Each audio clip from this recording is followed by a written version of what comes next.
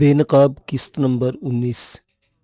رات کے 2 بجے کے لگ بھگ اسپتال کے اس کمرے میں جو ڈرامہ ہوا، اس میں کسی کردار نے ایکٹنگ نہیں کی تھی، لیکن پھر بھی دیکھنے والوں کی آنکھیں بھیگ گئی تھیں۔ یہاں تک کہ وہ ڈاکٹر بھی جو بہت دیر سے ڈرامے اور ایکٹنگ کا پہاڑا پڑھ رہا تھا، وہ بھی آبدیدہ ہو گیا تھا۔ مدن لال کو میرے کمرے تک لے کر بھی وہی آیا تھا۔ پہلے تو ہم دونوں ایک دوسرے کو صرف دیکھتے رہے۔ میں بستر پر لیٹے ہوئے اور دروازے میں کھڑے ہو کر مجھے تو اس نے نہ جانے کیا کیا تبدیلیاں نوٹ کی ہوں گی، لیکن میرے نزدیک وہ ان 2.5 مہینوں میں پہلے سے زیادہ بوڑھا اور پہلے سے کہیں زیادہ کمزور ہو گیا تھا۔ بلکہ اگر میں یہ کہوں کہ اب وہ واقعتاً بوڑھا نظر آنے لگا تھا تو غلط نہ ہوگا۔ کچھ دیر ہم دونوں ایک دوسرے کو یوں ہی خالی خالی نظروں سے دیکھتے رہے۔ اس نے آگے بڑھ کر مجھے اپنے گلے سے لگا لیا۔ اس دوران میں بھی بستر سے اتر آیا تھا۔ اپنے سینے سے لگانے کے بعد اس نے اپنی پوری قوت سے مجھے دبایا۔ کاندھے پر درد کی لہر ابھری، لیکن وہ مدن کی محبت کے طوفان تلے دب گئی۔ ہم دونوں کی زبانیں خاموش تھیں، لیکن ہماری آنکھیں آنسوں کی زبان میں بول رہی تھیں۔ شاید ہم اور نہ جانے کتنی دیر اسی طرح ایک دوسرے سے چمٹے رہتے، اگر ڈاکٹر آگے بڑھ کر ہم دونوں کے کاندھوں پر ہاتھ نہ رکھ دیتا۔ ٹیک اٹ ایزی مین، اس نے دونوں کی پیٹھ تھپتھپاتے ہوئے کہا۔ منافقت کی گھٹن آلود فضا میں سچائی کا پہلا جھونکا آیا تو میرا دل اس سے الگ ہونے کو نہیں چاہ رہا تھا، لیکن پھر ہمیں الگ ہونا ہی پڑا۔ میں جب تک مدن لال کے ساتھ رہا اس کی اہمیت کا اندازہ نہیں کر سکا، لیکن اس سے بچھڑ کر دوبارہ ملا تو احساس ہوا کہ ایک مخلص اور بے غرض دوست اس خود غرض دنیا میں کتنی بڑی نعمت ہے۔ کیسے ہو؟ میں نے الگ ہونے کے بعد انتہائی سنجیدگی سے پہلا سوال کیا، لیکن سویا ہوا مدن لال بیدار ہو چکا تھا۔ ٹھیک ہوں، اس نے سر جھکاتے ہوئے کہا۔ وہ بھی اسی جھکے ہوئے سر کے ساتھ بولا، یہ دراصل میں تجھے عزت نہیں دے رہا ہوں بلکہ آئندہ کے لیے ریہرسل کر رہا ہوں، کیونکہ اب تو ہمارا۔ وہ اور بھی کچھ کہنا چاہ رہا تھا، لیکن میں نے اس کی بات درمیان سے اچک لی۔ میں نے کسی جگہ پڑھا تھا کہ جو شخص بھی تمہیں چڑھتے سورج کا پجاری دکھائی دے، اس کے سائے سے بچ کر چلو۔ میں اور مدن لال دونوں شعوری طور پر یہ کوشش کر رہے تھے کہ ہماری وجہ سے اچانک ماحول پر جو گمبھیرتا چھا گئی ہے وہ ختم ہو جائے۔ چونکہ تجھے عزت راست نہیں آتی، اس لیے تیری بات کا جواب دینا لازمی ہے، لیکن پہلے ذرا میں اس خوبصورت اور خوبصورت لڑکی سے نمٹ لوں۔ اس کی توپوں کا رخ اچانک ارتقاء کی جانب مڑ گیا۔ خاتون، اس وقت اگر آپ سے کہا جائے کہ آپ کوئی بھی خواہش کریں اور وہ یقیناً پوری ہو جائے گی تو آپ کیا مانگیں گے؟ مدن لال کا یہ مسخرہ پن خلاف مسلط نہیں تھا، لیکن حیرت انگیز طور پر اب تک پوری خوش مزاجی کا مظاہرہ کرنے والے ارتقاء نے سنجیدگی اختیار کر لی۔ مدن بھائی، اگر آپ کے پاس کوئی اطلاع ہے تو بتا دیں۔ یقین کریں مجھ میں بڑا حوصلہ ہے اور میں بری سے بری خبر سننے کے لیے تیار ہوں۔ جب سے ارتقاء آئی تھی تب سے اب تک میں نے ارتقاء کے چہرے پر سنجیدگی کا اتنا بھرپور تاثر نہیں دیکھا تھا۔ ایسا کہ کوشش کے باوجود اپنے ہونٹوں کو کپ کپانے سے نہیں روک پا رہی تھی۔ اس کی کیفیت دیکھ کر مدن لال بھی سنجیدہ ہو گیا۔ یہاں آنے سے تھوڑی دیر پہلے میری حسین رضا سے گفتگو ہوئی تھی۔ مدن لال اصل موضوع کی جانب آیا تو مجھے اپنے دل کی دھڑکنیں رکتی محسوس ہونے لگی۔ میرے انگ انگ سے صرف ایک ہی دعا نکل رہی تھی، میرے معبود خیر کرنا، میرے معبود۔ دل سے دعائیں نکل رہی تھی اور پورا جسم کان بن کر مدن لال کی آواز سننے کے لیے بےتاب تھا۔ انہوں نے بتایا کہ 2 گھنٹے قبل قدیر کو ہوش آیا ہے اور ڈاکٹر نے کہہ دیا کہ اب وہ خطرے سے باہر ہے۔ مدن لال کا فکرہ مکمل ہوتے ارتقاء نے دونوں ہاتھ چہرے پر رکھ کر رونا شروع کر دیا۔ کہاں تو اس کا دعویٰ تھا کہ وہ بری سے بری خبر سننے کے لیے تیار ہے، اور کہاں یہ حالت ہو گئی کہ روتے روتے اس کی ہچکیاں بند گئی۔ تجربہ کار مدن لال نے ہم سب کو اسے خاموش کرانے سے روک دیا تھا۔ اب اگر آپ کا یہ رونا ختم ہو تو میں وہ مزید خبریں بھی سنا دوں جو وہاں سے ملی ہیں۔ کچھ دیر خاموش رہنے کے بعد مدن لال دوبارہ بولا، لیکن ارتقاء اسی طرح ہچکیاں لے کر روتی رہی۔ چلے پھر یوں کر لیتے کہ یہ اپنا کام کر لے اور ہم اپنا کام کرتے ہیں، مدن لال نے اب کی بار بھی خاصی بلند آواز میں کہا تھا۔ معلوم نہیں اس کا مخاطب کون تھا، لیکن اس کا اثر ارتقاء پر یہ ہوا کہ اس نے اپنے چہرے سے ہاتھ ہٹا لیے اور میں نے اس کے سوگوار حسن کا عجب نظارہ دیکھا۔ اب وہ خالی خالی نظروں سے مدن لال کو گھور رہی تھی، لیکن مدن بھی ایک کائیاں تھا، وہ اس کی جانب دیکھ ہی نہیں رہا تھا، اور میری یہ کیفیت تھی کہ چاہنے کے باوجود اب میں اس کی جانب نہیں دیکھ رہا تھا۔ اس کی بڑی بڑی آنکھیں رونے سے سرخ ہو گئی تھیں، آنسوں نے پلکوں کو بھگو کر اور نمایاں کر دیا تھا۔ اس وقت اسے مسلسل دیکھتے رہنا میرے لیے ممکن نہ تھا۔ کوئی بہکی ہوئی نظر میرے ضمیر پر بوجھ بن سکتی تھی، دل میں ابھرنے والا کوئی آوارہ خیال میرے لیے پشیمانی کا باعث بھی ہو سکتا تھا۔ سسپینس پھیلانے کے بجائے اگر جلدی بتا دیں کہ مزید کیا خبریں تو بڑی نوازش ہوگی، میں نے اس کی خاموشی سے تنگ آ کر کہا۔ مزید یہ کہ کچھ نہیں، مدن لال نے ہاتھ جھٹکتے ہوئے کہا، اور پھر اپنی مزاحیہ جون میں لوٹتے ہوئے اس نے وجے کو آواز دی۔ وجے مدام کی خدمت میں ٹھنڈا پانی پیش کیا جائے۔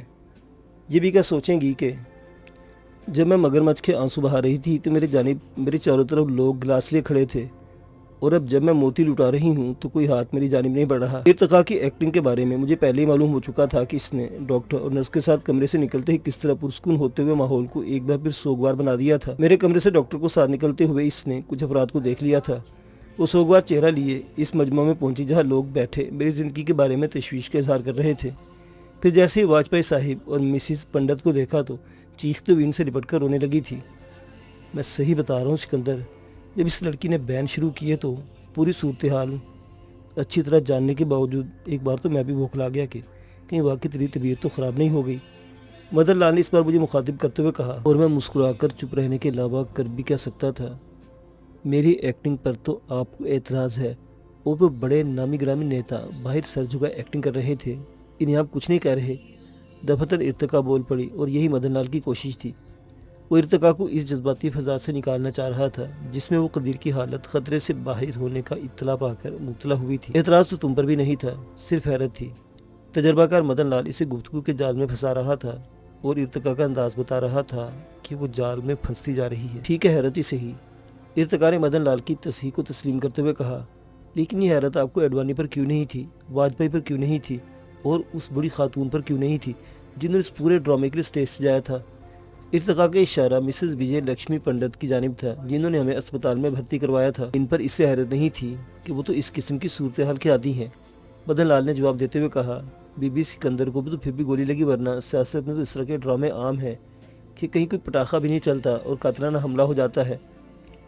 نیتا جی بھوک ہڑتال پر ہوتے ہیں اور چوری چھپے کھانے کھائے جا رہے ہوتے ہیں، اور جو ان کے لیے کھانا لے کر آتا ہے وہ سب سے زیادہ آنسو بہا رہا ہوتا ہے۔ مدن لال نے اپنی بات کی وضاحت کرتے ہوئے کہا، اب اس سے اندازہ لگا لو کہ جتنا پرانا لیڈر ہوگا وہ اتنا ہی اس طرح کے ڈراموں کا عادی ہوگا۔ مدن کی گفتگو میں جان تھی اس لیے ارتقا خاموش ہو گئی۔ ویسے مدن، مجھے مسز پنڈت پر حیرت ہے، میں نے ان کی گفتگو میں شریک ہوتے ہوئے کہا۔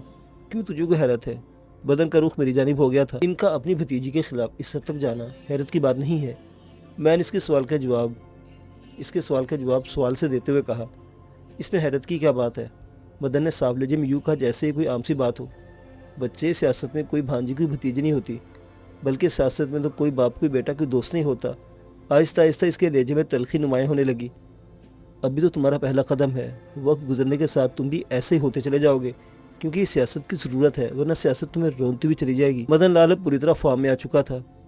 کمرے میں موجود افراد حیرت سے دیکھ رہے تھے اور وہ سنجیدگی سے بول رہا تھا، ہر اچھے سیاستدان کے لیے ضروری ہے کہ وہ روحانی اور جذباتی قسم کے رشتوں کا توق اپنی گردن سے اتار پھینکے، بلکہ ہر رشتے کو گائے سمجھ کر صرف اس وقت تک ناز نخرے اٹھائے جب تک وہ رشتہ گائے کی طرح سے دودھ دے رہا ہو، اور جب اس سے فائدہ حاصل ہونا بند ہو جائے تو گائے کی طرح ذبح کر دے۔ ہنستے مسکراتے مدن لال کی گفتگو سے دوسرے لوگوں کو حیرت ہو رہی تھی، لیکن ایک طویل عرصے تک اس کے ساتھ کام کرنے کے بعد مجھے اندازہ تھا کہ اس کا اصل روپ ہی یہ ہے، اور وہ جب بھی تلخ گفتگو کرنے پر آتا تھا تو اس طرح بولتا تھا اور خوب بولتا تھا۔ اور کیا باتیں ضروری ہیں سیاست میں ترقی کے لیے؟ میں نے اسے اکساتے ہوئے کہا۔ تمہارے سوال کا جواب میکاولی نے یوں دیا ہے، کامیاب سیاستدان وہ ہے جس کا چہرہ بھیڑ کا اور دل بھیڑیا کا ہو۔ مدن لال کے چہرے پر مسکراہٹ تھی، لیکن اس مسکراہٹ سے ٹپکتے ہوئے زہر کو میں اچھی طرح پہچانتا تھا۔ تلخ تو پہلے بھی تھا اور اس کی زبان و بیان کی اسی تلخی نے اسے ایک کامیاب کالم نویس بنا دیا تھا، لیکن اب اس تلخی میں اتنا اضافہ ہو گیا تھا کہ اس کرواہٹ بری طرح محسوس ہونے لگی تھی۔ مدن، میری غیر حاضری میں تم کچھ زیادہ ہی کڑوے نہیں ہو گئے؟ میں وہ بات جو بہت دیر سے محسوس کر رہا تھا آخر کہہ ڈالی۔ شاید، اس نے بے پرواہی سے کہا، لیکن یہ بھی حقیقت ہے کہ ان دنوں میرے تجربے میں ہر روز ایک برس کا اضافہ ہوتا تھا۔ تم وہاں الیکشن لڑنے میں مصروف تھے اور میں یہاں معزز چہروں سے نقابیں الٹتے ہوئے دیکھ رہا تھا اور اندر ہی اندر کوڑ رہا تھا کہ ہماری تقدیروں کا فیصلہ کیسے ڈراؤنے چہروں والے لوگ کرتے ہیں۔ میں یہ سوچ کر خاموش ہو گیا کہ مزید کچھ کہنے کا مطلب مدن لال کے غصے کو بڑھانے کے مترادف ہوگا، لیکن وجے بول پڑا، یہ الزام آپ سیاستدانوں پر ہی کیوں لگاتے ہیں؟ کون ہے جس نے اپنے گھنونے چہرے پر خوشنما نقاب نہیں پہنا؟ مذہبی رہنما کہلانے والوں سے لے کر فلمی ستاروں تک سب اس دوری شخصیت کا مرض پھیلانے کے ذمہ دار ہیں، لیکن ہمیں چونکہ سیاستدانوں کو لان تان کرنے کی عادت ہو چکی ہے جو ایک بھیڑ چال ہے، لہٰذا ہم وہی کر رہے ہیں جو لاکھوں بلکہ کروڑوں لوگ کر رہے ہیں۔ وجے اپنی بات مکمل کر کے اس طرح لاتعلقی کے ایک جانب دیکھنے لگا جیسے اس کا مخاطب ہم میں سے کوئی نہ ہو، بلکہ اس نے یوں ہی ہوا میں کوئی بات کہہ دی ہو یا بے خیالی میں بڑبڑایا ہو۔ اب اس سے پہلے اس بات کا تصور بھی نہیں کیا جا سکتا تھا کہ مدن لال کی کسی بات سے کوئی اتنا شدید اختلاف کرتے ہوئے اس کے نظریات پر تنقید کرے اور مدن لال اس کا جواب نہ دے، لیکن میری حیرت کی کوئی انتہا نہ رہی جب مدن لال محض مسکرا کر چپ ہو گیا۔ پھر کچھ توقع کے بعد وہ بولا، मेरी जो बातें तुझे आज बुरी लग रही हैं, कल तू इन्हीं को दोहराएगा और तेरी तरह कोई नौजवान तुझ पर इस तरह तंज कर रहा होगा।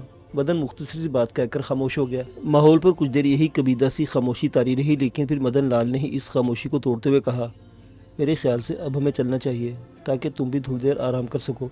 तुम्हारे होश में आने की खबरें तो अखबारात को जारी हो चुकी हैं और सवेरे फिर प्रेस रिपोर्टर यहाँ धावा बोलेंगे। मदन अकेला आया था, लेकिन जाने से कबल इसने जमा का सीगा इस्तेमाल किया था। इसने ये समझ सका कि इस हम का मतलब क्या था, लेकिन अपनी जगह से खड़े होते जैसे इसने इर्तिका और विजय को अपने साथ चलने का इशारा किया, तब मुझे एहसास हुआ कि इस हम का क्या मतलब था। क्या ये बेहतर नहीं होगा कि हम में से कोई एक यहाँ रुक जाए? इर्तिका ने मदन लाल की ऑफर के जवाब में कहा, नहीं। इसने कतियत भरे लहजे में कहा, अव्वल तो किसी के पास रुकने की ज़रूरत नहीं है, दोम ये कि तुम्हें तो यहाँ किसी सूरत में नहीं रहना चाहिए। मदन लाल के लहजे में कोई ऐसी बात ज़रूर थी कि इर्तिका का चेहरा बिगड़ गया था। कि आप अपने इस फिक्रे की वजाहत करेंगे? इसने बड़े तीखे अंदाज में कहा। मदन लाल ने इसके अंदाज को नज़रअंदाज करते धीमे लहजे में कहा, वजाहत इस फिक्रे की ये है मेरी बच्ची के कल पूरे मुल्क के अखबारात में तुम्हारी तस्वीर शाये होगी। इसने अपने फिक्रे की तशरीह करते हुए कहा, क्योंकि सहाफ़ियाना नुक्ता नज़र से तुम्हारी मिसिज पंडित से लिपट कर रोते हुए ली गई तस्वीर में बड़ी जान है और कल के बाद तुम गैर मरूफ नहीं रहोगी। अब अगर तुम्हें इस तरह खिदमत करते हुए सहाफ़ी ने देख लिया तो कोई भी ज़र सहाफ़त वाला अखबार स्कैंडल छाप सकता है। मदन लाल की बात मुकम्मल होते मैं देखा कि इर्तिका का चेहरा गुस्से और हया से सुर्ख हो गया था। मैं कोई ऐसी वैसी भी लड़की नहीं हूँ जिसके बारे में जो जी मियाँ छाप दे। मैं ऐसे लोगों का जहन्नुम तक पीछा कर सकती हूँ। इर्तिका ने गुस्से में कांपते हुए कहा, बिल्कुल ठीक कह रही तुम। मदन लाल इसके लहजे से मुतासिर हुए बगैर बोला, हमारे यहाँ अदालती कार्रवाइयों में इतना वक्त ज़ाया होता है कि जज, वकील और मुद्दई मुलजिम समेत जन्नत या जहन्नुम में सुधार जाते हैं। मदन ने एक तल्ख बात कही, लेकिन हकीकत वही थी जो वो कह रहा था। इर्तिका को अब भी शायद इसकी बात तस्लीम करने में तामुल था, लेकिन इससे पहले कि वो कुछ कहने के लिए अपने लब खोलती, मुझे बोल पड़ा, मेरी समझ में आज तक ये बात नहीं आई कि हम में से अक्सर लोग इन बातों पर बहस करते हैं जिन पर बहस की कोई गुंजाइश नहीं होती। फिर इसने मदन लाल की तरफ देखते हुए कहा, क्या हम आपके घर चल रहे हैं? मदन लाल ने इस बात में सर हिला दिया। ठीक है, चलो उठो इर्तिका। विजय कहते अपनी जगह से उठ गया। इर्तिका के साथ इसका ये हाकिमाना बर्ताव मेरी समझ में नहीं आया, लेकिन हैरत की बात यह थी कि खुद इर्तिका को इस पर एतराज़ नहीं था, बल्कि थोड़ी देर पहले वाली वो इर्तिका जो मदन लाल से बहस में मसरूफ थी, नहायत खामोशी से इसके अहकामात मान रही थी। मैं डॉक्टर से कह जाऊंगा कि वो हमारी आमद तक तुम्हारे पास किसी को आने दे, लेकिन अगर कोई आ भी गया तब भी तुम्हें यही जाहिर करना है जैसे तुम। मदन लाल की हदायत बार फिर अगर शुरू हो जाती तो ख़त्म होने का नाम न लेती, इसलिए मैंने इसकी बात को दरमियानी से उचक लिया। मैं समझता हूँ, मैंने इसे इत्मीनान दिलाने वाले अंदाज में कहा और अपनी कथा कलामी से ज़्यादा इस बात पर नाराज़ नजर आने लगा कि मैं किस हद तक अपनी खुद मुख्तारी का ऐलान किया था। लेकिन इसने जुबान से कुछ कहने के बजाय सिर्फ घूरने पर ही इक्तफा किया और ये कहते विजय और इर्तिका के साथ बाहर चला गया कि कल सुबह वो जल्द से जल्द अस्पताल आने की कोशिश करेंगे।